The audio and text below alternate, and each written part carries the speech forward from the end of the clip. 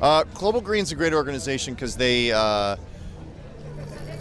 lobby well and they get involved with the big fish of the world, like the UN and governments and things like that, and they raise awareness and they also push for policy changes. So I'm involved with them. And then grassroots-wise myself, I've sort of feel like the environment's a no-brainer, like just being concerned about it. And I don't personally think I'm changing the world, but I finally got solar panels on my house, which I'm very excited about. And we changed our yard into drought tolerant, which the city reimbursed you for doing. So things like that. Do a little meatless Monday with the kids.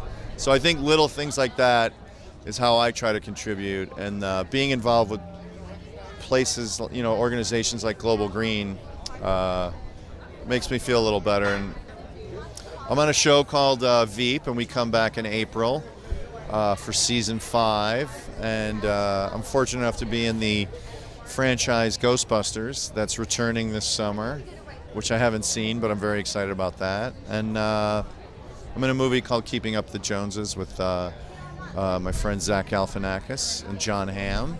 So doing things like that. I think it's in good hands. Paul Feig, the director, is very smart, and he comes from the comedy world. He has good pedigree, Freaks and Geeks and Bridesmaids. He has good sensibility, and I noticed in the making of the film, he didn't, because there's so many technical aspects, he didn't forsake time for comedy. He spent much time on throwing alt lines and working scenes that were just comedic and small, beyond the visual effects craziness that he has to keep in his head.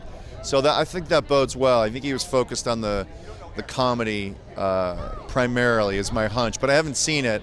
And I think the pedigree of the ladies involved, Leslie and Melissa and Kristen and Kate McKinnon, all super funny. And I think Paul left room for spontaneity on the set, which I think also bodes well for comedy. So fingers crossed, I think it'll be really funny.